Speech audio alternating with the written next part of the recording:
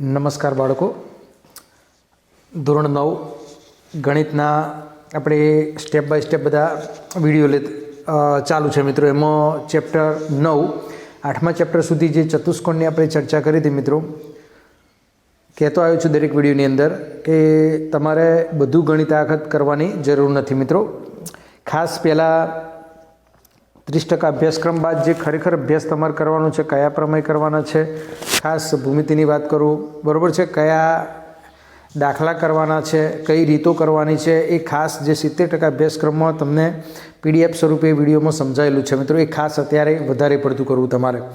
જે સામાન્ય છોકરાઓ છે એમણે તો એટલું જ કરવું, પણ જો તમારે વધારે પછી ઇન્ટરેસ્ટ હોય તો પછી ઊંડાણપૂર્વક તમારે થોડું વધારે કરો તો વાંધો નહીં. કારણ કે આ વખત પેન્ડેમિક પરિસ્થિતિ છે.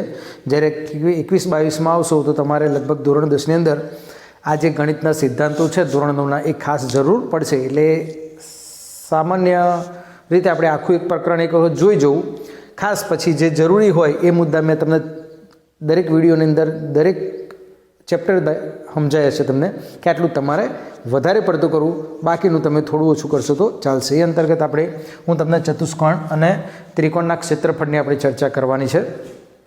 એટલે કે દાખલા એટલા બધા નથી ક્ષેત્રફળના ગણવાના, પણ એના આધારિત બે મુદ્દા ખાસ સમજવાના છે તમારે.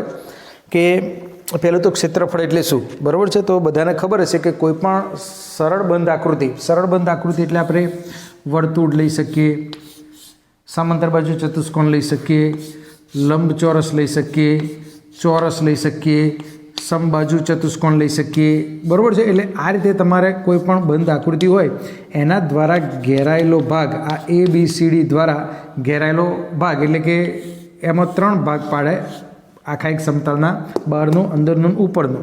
એમાં મારી દૃષ્ટિએ આ ઉપરનો ભાગ અને અંદરનો ભાગ ભેગો થઈ તમારે જે જગ્યા રોકે, બરાબર છે, એ સમતલીય એ સરળ બંધ આકૃતિનો સમતલીય પ્રદેશ કહેવાય. એને આપણે બીજા શબ્દમાં એને ક્ષેત્રફળ, બરાબર છે, અર્થાત તો માપ, મેઝરમેન્ટ, ગમે તે કોઈક અંક વડે દર્શાવવામાં આવે છે મિત્રો. એટલે કે કોઈ પણ બંધ આકૃતિ દ્વારા ઘેરાયેલું સંપૂર્ણ ભાગ, કોઈપણ બંધ આકૃતિ દ્વારા ઘેરાયેલો જે સંપૂર્ણ ભાગ છે એને આપણે મેઝરમેન્ટ કહીએ છીએ અથવા તો ક્ષેત્રફળ તરીકે ઓળખવામાં આવે છે મિત્રો. આ એક ક્ષેત્રફળ હોય છે ને એક અંક દ્વારા દર્શાવવામાં આવે છે. સામાન્ય એક ઉદાહરણ આપણે લઈએ, ધારો કે આનું અને દરેકને પોતાના ક્ષેત્રફળ ગણવા માટેના સૂત્રો મિત્રો લગભગ પ્રાથમિકમાંથી ધોરણ 8 સુધી આપણે ભણેલા છે, બરાબર છે. એ આ ચેપ્ટરમાં નથી ભણવાના, છતાં પણ આપણે જોડે તમને લઈશું. ધારો કે આ લંબચોરસ છે, બરાબર છે, આ સબાચર છે, સબાચરમાં એક લંબ દોરેલો હોય મિત્રો. એટલે કે તમારે જે પાયો દોરેલો છે આનાનો વેધ છે. એટલે આ સમાંતર બાજુ ચતુષ્કોણ હોય તો પાયો ગુણ્યા વેધ કરીએ તો તમને મળી રહે છે. એ જ રીતે લંબાઈ ગુણ્યા પહોળાઈ, ધારો કે એક સામાન્ય વસ્તુ લઉં, તમને આ 3 એની પહોળાઈ છે અને લંબાઈ એની ધારો કે 5 લઈ લઈએ, બરાબર છે. સામસામેની લંબચોરસ એટલે સમાન, તો 3 ગુણ્યા 5 એટલે કે જે આ 15 અંક મળ્યો એ એનું ક્ષેત્રફળ દર્શાવે છે મિત્રો. એટલે કહેવાનો મતલબ શું છે, તમને એક સામાન્ય ક્ષેત્રફળ મગજમાં ઉતરી જવું જોઈએ કે ત્રિકોણ હોય, લંબચોરસ હોય, કોઈ પણ બંધ આકૃતિ તમે દોરો. આ રીતે ધારો કે ABC છે, આ રીતે કાટકોણ ત્રિકોણ પણ દોરી શકો, બરાબર છે. એમાં ધારો કે 5 ગુણ્યા 3 છે તો આપણે 1/2 5 ગુણ્યા 3 કરી અને 7.5 જવાબ શોધી શકીએ છીએ. આ બધું સમજાવવાનું કારણ એક જ છે મિત્રો કે કોઈ પણ બંધ આકૃતિનો સમતલીય ભાગ એ એનો સમતલીય પ્રદેશ કહેવામાં આવે છે. આપણી ભાષામાં તેને, ગણિતની ભાષામાં, ભૂમિતિની ભાષામાં તેને ક્ષેત્રફળ કહેવામાં આવે છે. હવે આ ક્ષેત્રફળની અંદર આ એક મુદ્દો છે. ક્ષેત્રફળ એટલે શું એ પહેલાં તમને ખબર પડવી જોઈએ. અને દ્વિપરિમાણ હોય છે. જો સેમી હોય તો આપણે 4 સેમી લખીએ છીએ, બરાબર, અને મીટર હોય તો 4 મીટર લખીએ, કો તો હેક્ટર, કો તો એકર, એ રીતે આપણે દર્શાવવામાં આવે છે ક્ષેત્રફળને મિત્રો. હવે ધારો કે આપણે આગળ થોડું ભણેલા છે, એકરૂપ આકૃતિઓ હોય, ધારો કે આકૃતિ. હવે એકરૂપ આકૃતિ એટલે શું, બરાબર છે, કે આગળ મેં તમને કીધું હતું કે જુદા જુદા બેંકના ATM કાર્ડ હોય અથવા તો આપણે એવી આકૃતિઓ ત્રિકોણની, ચોરસની, લંબચોરસની કાપીને એક ઉપર એક થપ્પો કરીએ તો પરફેક્ટલી એની આકૃતિ એક સમાન બનતી જોવા મળે છે. ધારો કે કોઈક એક ત્રિકોણ છે, બરાબર છે, મારી જોડે, કે જેની અંદર બાજુઓ 5, 5, 5 છે, બરાબર છે. અને એ રીતે બીજો જ એક ત્રિકોણ પાછો લઉં, PQR, બરાબર, ઓલ્સો એની સાઈડ 5, 5, 5 છે. આ ત્રિકોણને ઉચકીને આની ઉપર આપણે મૂકી દઈએ, બરાબર છે, મોટો ત્રિકોણ આની પર આ મૂકી દઈએ તો આ એની અંદર એક સાથે બે આપણને દેખાશે નહીં, એક જ ત્રિકોણ આપણને દેખાશે અને એકરૂપ આકૃતિ કહીએ છીએ. એટલે આગળ આપણે ભણેલા જ છે, બરાબર છે, ત્રિકોણની અંદર એકરૂપતાની અંદર કે જો ત્રિકોણની 6 બાજુઓ સોરી 3 બાજુ એટલે 6 અંગો, 3 બાજુ અને 3 ખૂણા, ત્રણેય બાજુ અને ત્રણેય ખૂણા જો સમાન થતા હોય 6 એ 6 વસ્તુ તો એ બંને એકરૂપ આકૃતિઓ કહેવામાં આવે છે. એમાં ગમે તે બે પણ કરો શરતો, ટૂંકમાં ખૂખું, ખૂબાખૂ, બાખુબા આવી જુદી જુદી શરતો ઉપયોગ કરો તો પણ તમારે એ એકરૂપ થઈ જાય છે ટૂંકમાં. એટલે એકરૂપ આકૃતિઓ જે છે આપણે આગલા ચેપ્ટરમાં ચેપ્ટર નંબર 6માં ભણ્યા હતા મિત્રો. હવે આ આકૃતિનું ક્ષેત્રફળ અને આ આકૃતિનું ક્ષેત્રફળ તમે ગણવા જાઓ તો એ સમાન આવે છે. કેવું આવે છે? સમાન જોવા મળે છે. શું? તો ક્ષેત્રફળ, બરાબર છે. હવે હું તમને કહું, બરાબર છે, કે ધારો કે એક લંબચોરસ છે, બરાબર છે, આ 9x4 અને બીજો એક હું ચોરસ લો 6x6, બરાબર છે. હવે આ આકૃતિઓ એકરૂપ કહેવાય કે ના કહેવાય? તો દેખાવ પરથી તમે કહેશો કે ના સાહેબ આ આકૃતિઓ એકરૂપ ના કહેવાય. એક રૂપ એટલે એક સમાન, બરાબર છે, બધા રૂપ. એની લંબાઈ પહોળાઈ અને આની લંબાઈ પહોળાઈ અલગ છે, બરાબર છે. પણ એનું ક્ષેત્રફળ જુઓ મિત્રો, 9x4, કારણ કે ક્ષેત્રફળ આપણને ખબર છે પાયો ગુણ્યા વેધ,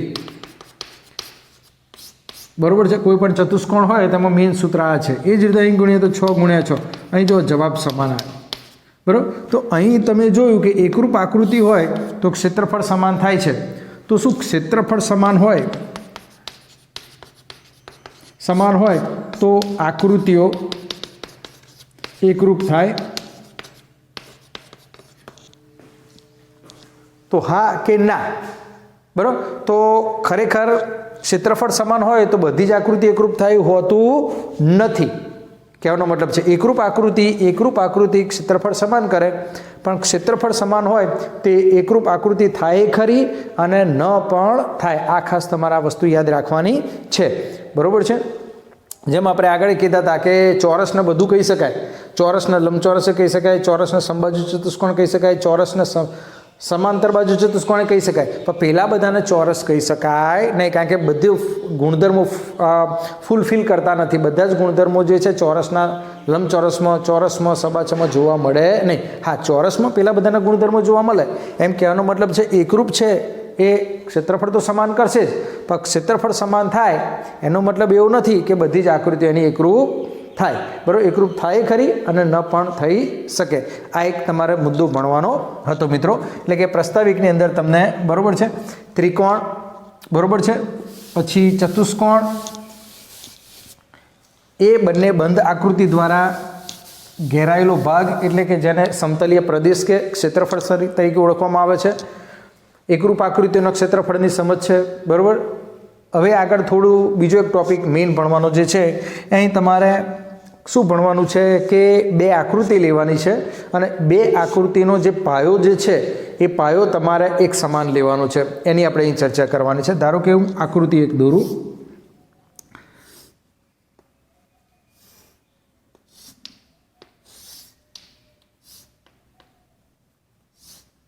આ એક મેં આકૃતિ દોરી, બરાબર છે, જેમાં આપણે નામ આપી દઈએ ABCDE અને F.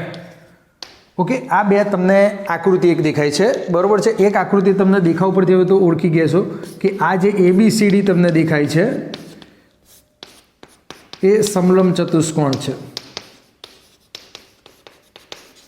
અને બીજી તમને એક દેખાય છે EFDC, તો એ તમને સબાચ દેખાય છે, એટલે કે સમાંતર બાજુ ચતુષ્કોણ છે મિત્રો. એટલે કે આ બંને આકૃતિઓની અંદર જો તમારો પાયો છે ને એક સમાન છે. આ બંને આકૃતિની અંદર પાયો જે છે એ તમારે સમાન દેખાય છે. કેવું દેખાય છે? સમાન. કયો? તો એ સીડી છે. કયો છે? સીડી. ABCDની અંદર પણ પાયો સીડી છે અને EFCDની અંદર પણ પાયો સીડી જોવા મળે છે. હવે આ આકૃતિઓ જે છે એ તમારે મેઇન વસ્તુ અહીં જે ટોપિકમાં ભણવાનું છે કે એક જ પાયા પર અને બે સમાંતર રેખાઓની વચ્ચે આવેલી આકૃતિ. હવે આ જે પાયો છે એ પાયાની સામે આવેલા શિરોબિંદુ કોઈક એક રેખામાંથી આ રીતે પસાર થતા હોય, બરાબર છે. કોઈક એક રેખા હું લઉં અને એની પર ABEF આવેલા છે. તો આ બે જે આકૃતિઓ જે છે એ બે આકૃતિઓ એક જ પાયા પર અને બે સમાંતર રેખાઓની જોડ વચ્ચે આવેલી આકૃતિઓ કહેવામાં આવે છે. ચતુષ્કોણ ત્રિકોણની પછી ચર્ચા કરીએ, પણ ખાસ મેઇન વસ્તુ છે કે જો બે આકૃતિનો પાયો એક સમાન હોય, બે આકૃતિનો પાયો એક સમાન હોય અને તેની સામે આવેલા એ આકૃતિની જ વાત કરું, પાયો સમાન હોય અને એ પાયાની સામે આવેલા જો શિરોબિંદુ એક હોય કે બે, એની ચિંતા નહીં કરવાની તમારે. એ શિરોબિંદુઓ પાયાને સમાંતર, આ પાયાને સમાંતર, બરાબર છે, આ જે આપણે પાયો છે, બરાબર છે, પાયો સીડી ને સમાંતર કોઈક એક રેખા એલ ઉપર અથવા તો કોઈક એક રેખા ઉપર આવેલા હોય એ બિંદુઓ, તો એ બે જે આકૃતિ જે છે એ એક જ પાયા પર અને બે સમાંતર રેખાઓની જોડ વચ્ચે આવેલી આકૃતિઓ કહેવામાં આવે છે. એવી આકૃતિ આ દોરી શકીએ. બીજી તમે કંઈક દોર્યું હોય મિત્રો, બરાબર છે, તમને લગભગ પેજ નંબર 139, 38 અને 39 ઉપર જુદી જુદી આકૃતિઓ તમને આપવામાં આવેલી છે. એ જ રીતે મિત્રો તમે આ રીતે એક, બરાબર છે, આ રીતે બે ત્રિકોણ પણ દોરી શકો છો તમે. ધારો કે એ બી, ધારો કે આ એક આપણે રેખા લઈએ, ધારો કે આ એ બી ત્રિકોણ છે, બરાબર છે, એ બી અને સી નામ આપો, ડી આપો, તો આ પણ સમાન કરીએ તો અહીં બે આકૃતિઓ થશે. એક તો ત્રિકોણ એ બી સી અને બીજો ત્રિકોણ થશે એ બી ડી. એમાં પણ જો તમને પાયો કયો છે, સમાન છે, બરાબર. અને પાયાની સામે આવેલા શિરોબિંદુ, આમાં બે શિરોબિંદુઓ તો આમાં એક શિરોબિંદુ છે. પાયાની સામે આવેલા શિરોબિંદુઓ જે કહીએ, બરાબર છે, આ શિરોબિંદુ કોઈ પાયાને સમાંતર રેખા એલ હોય એની ઉપર આવેલા હોય તો આ બે આકૃતિઓ આપણે કહી શકીએ છીએ કે એક જ પાયા પર અને બે સમાંતર રેખાઓની જોડ વચ્ચે આવેલી આકૃતિ કહેવામાં આવે છે, બરાબર. એ તમને આ પેજ ઉપર, પેજ નંબર 138 ને 39 ઉપર તમને 4 આકૃતિઓ લીખે તમને સમજાવેલું છે. એમાં એક સમલંબ ચતુષ્કોણ લીધેલો છે, બરાબર, પછી બે ત્રિકોણ લીધેલા છે, પછી બે ચતુષ્કોણ લીધેલા છે. જુદી જુદી આકૃતિઓ છે. એક આ આકૃતિ આપણે દોરી, સાથે સાથે હજુ બીજી આકૃતિ આપણે દોરવી હોય તો પણ દોરી શકીએ છીએ. આ રીતે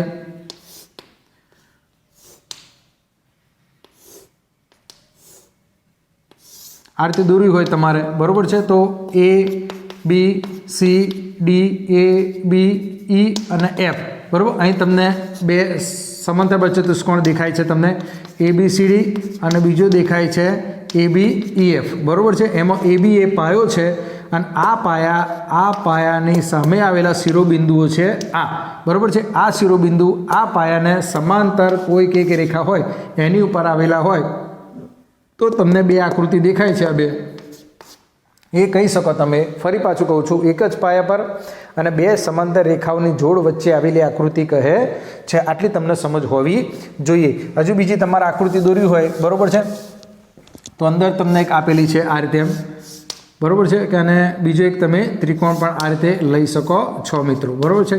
એ બી સી અને ડી અને ઈ કહી શકીએ તો એ બી સી ડી અને એ જ રીતે એ બી ઈ, બરાબર. એક જ પાયા પર સામે આવેલા શિરોબિંદુ કોઈક એક રેખા ઉપર આવેલા છે. માટે આ બે આકૃતિ પણ, આકૃતિઓ જ હું વાત કહું છું, ક્ષેત્રફળની ચર્ચા અત્યારે કરતો નથી. બે આકૃતિઓ બે સમાંતર રેખાઓની એક જોડ અને વચ્ચે આવી હોય છે ને એક જ પાયા પર આવેલી હોવી જોઈએ, એની આપણે આ ચર્ચા કરી. એટલે કે એક જ પાયા પર અને બે સમાંતર રેખાઓની જોડ વચ્ચે આવેલી આકૃતિ કેવી રીતે દોરી શકાય, તો આ રીતે તમે એને દર્શાવી શકો છો. અને એના આધારે તમારે મેઇન વસ્તુ અહીં જે ભણવાની છે એ ચતુષ્કોણ ને ત્રિકોણ ભણવાની છે મિત્રો. એક જ પાયા પર અને બે સમાંતર રેખાઓની જોડ વચ્ચે આવેલા સબાચ કેવા હોય, એના ક્ષેત્રફળ કેવો થાય, એ પ્રમેય 9.1 સ્વરૂપે આપેલું છે. પણ આ ચેપ્ટરમાં ખાસ તમને કહું કે આ બધી વ્યાખ્યાઓ, સૂત્રો, પૂર્વધારણા સ્વરૂપેના પ્રતિજ્ઞાઓ પ્રમેયની એટલું જ તૈયાર કરવાનું છે. ઓફિશિયલી કોઈ પણ પ્રમેય ખાસ આ ચેપ્ટરમાં તૈયાર તમારે નથી કરવાનું, પણ એની સમજૂતી આપણને હોવી જોઈએ. પ્રમેય નહીં પૂછાય અને દાખલાય નહીં પૂછાય એવું છે.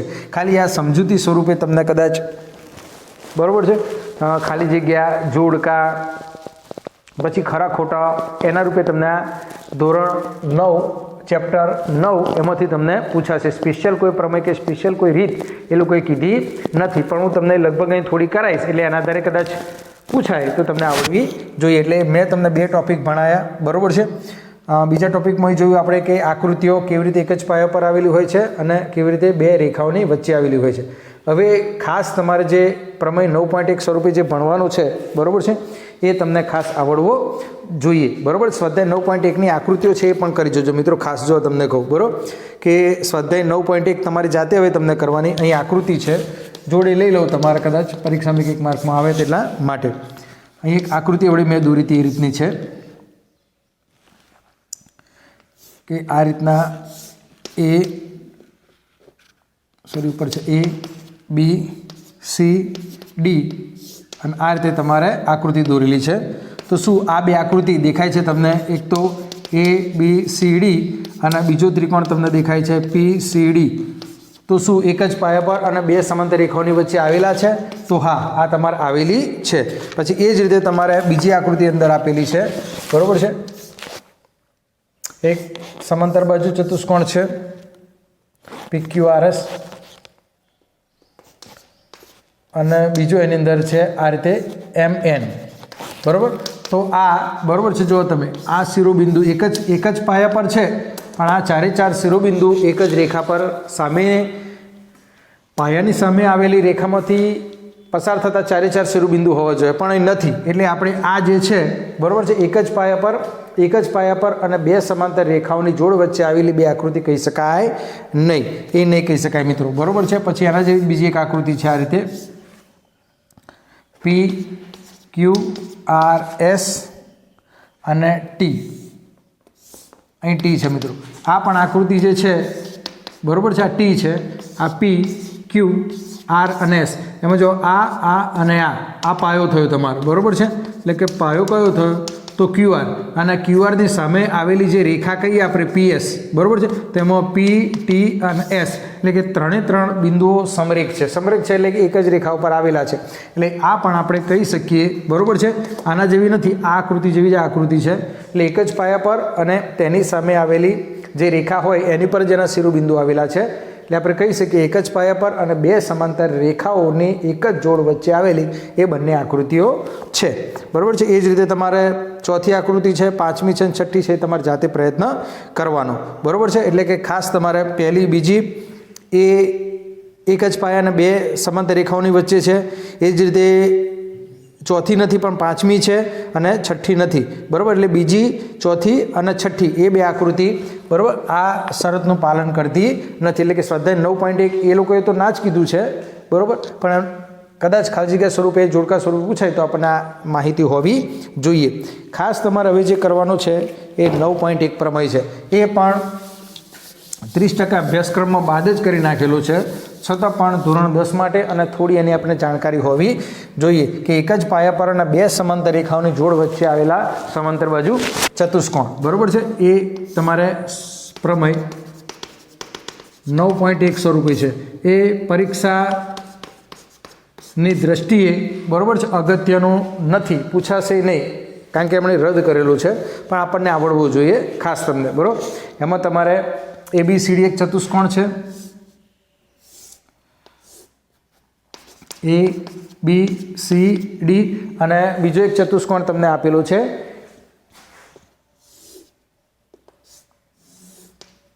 EFCD, બરાબર. આમાં તમને બે ચતુષ્કોણ સબાચા દેખાય છે, એક ABCD અને બીજો છે EFCD મિત્રો.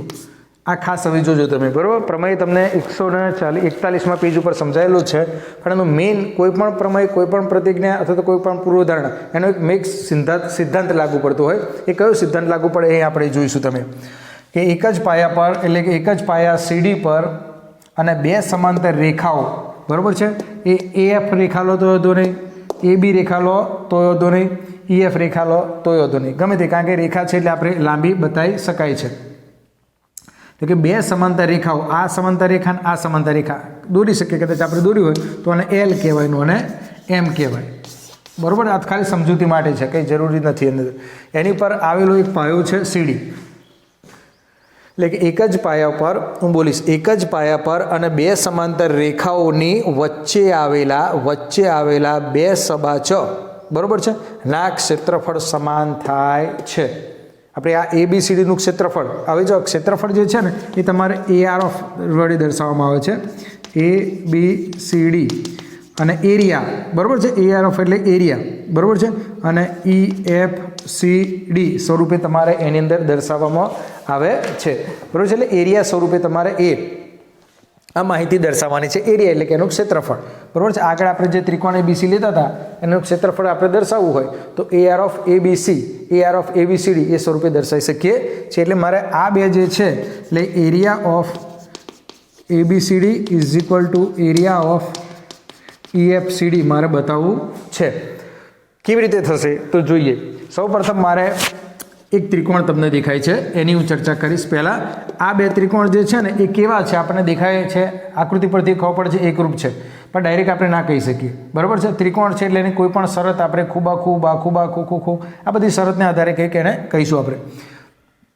AE અને D લઉં ત્રિકોણ, AE અને D, અને બીજો તમને દેખાય છે BF અને C, BF અને C.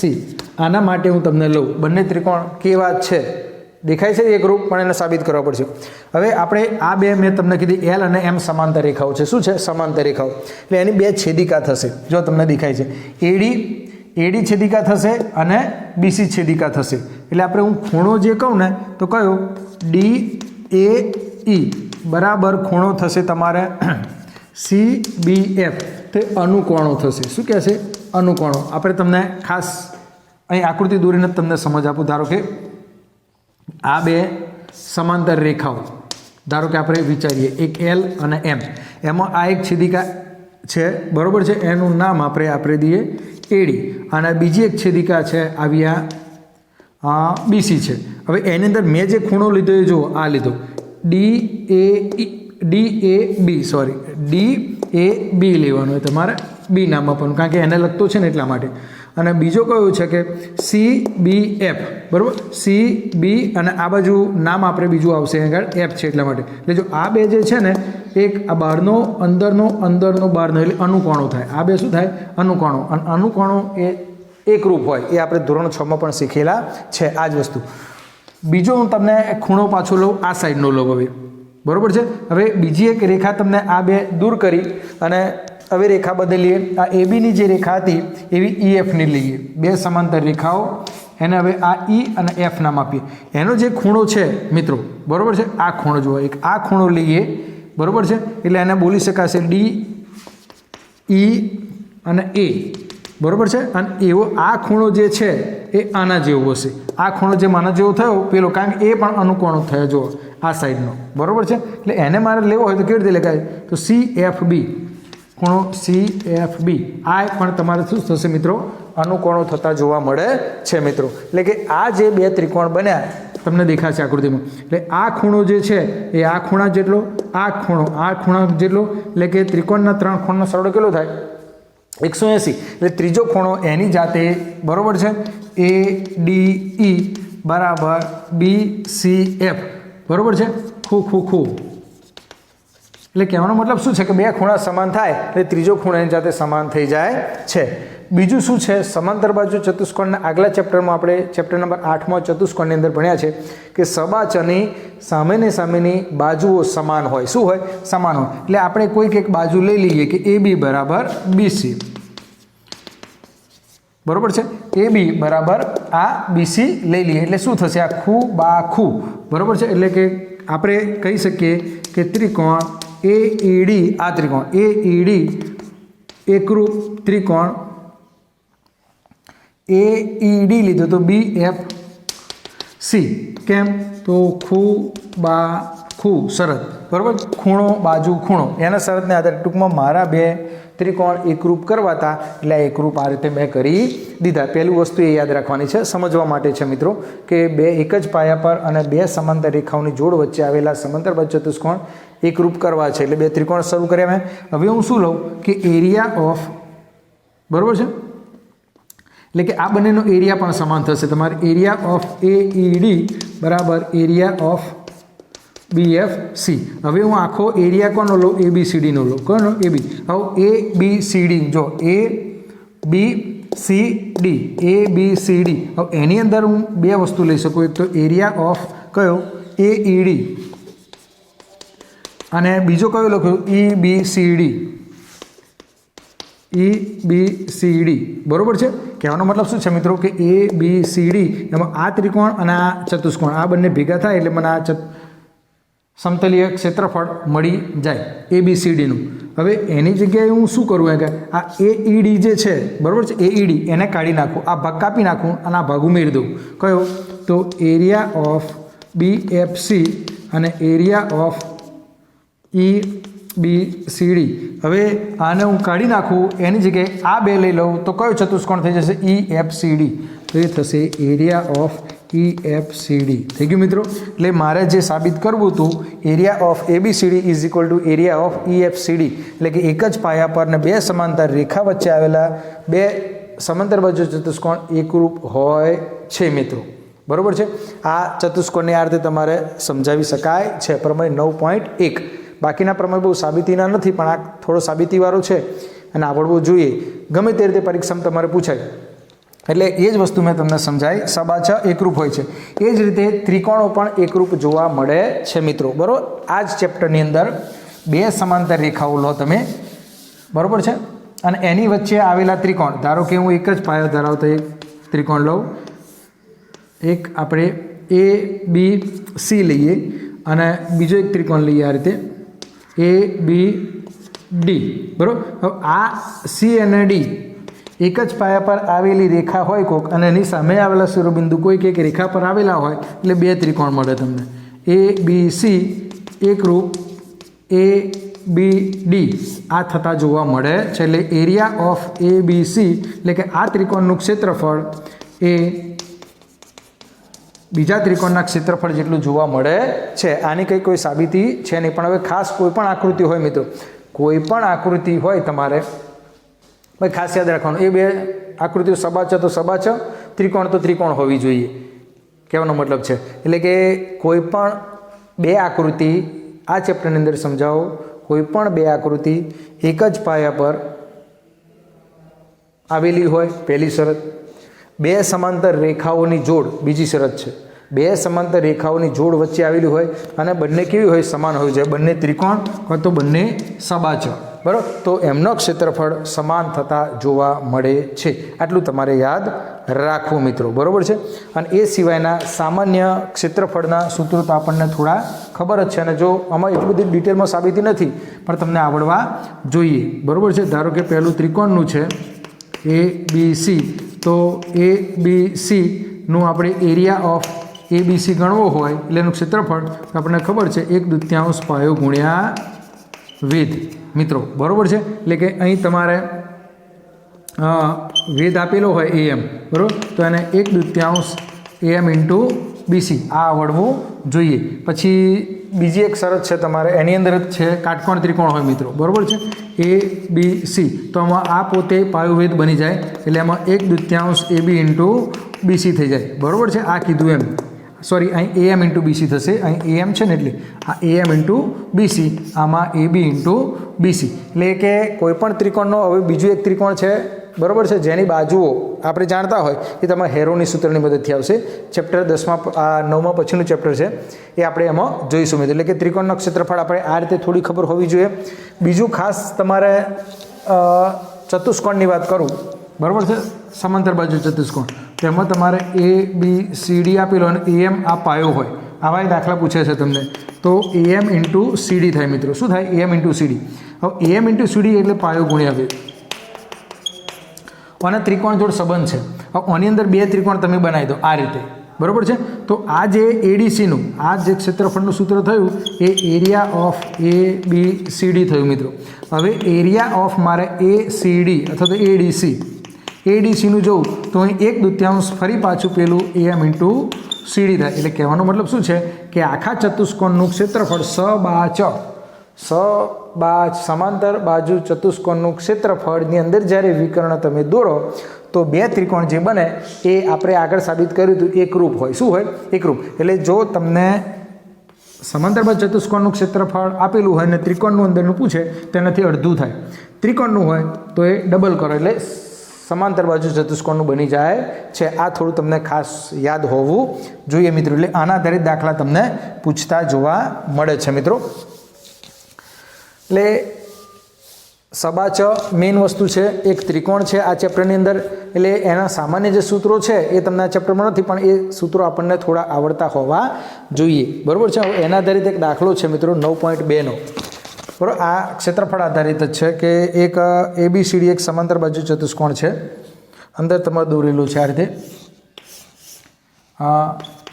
સ્વાધ્યાય 9.2નો દાખલા નંબર 1. આવા દાખલા આવી શકે એટલા માટે થોડા કહું છું મિત્રો.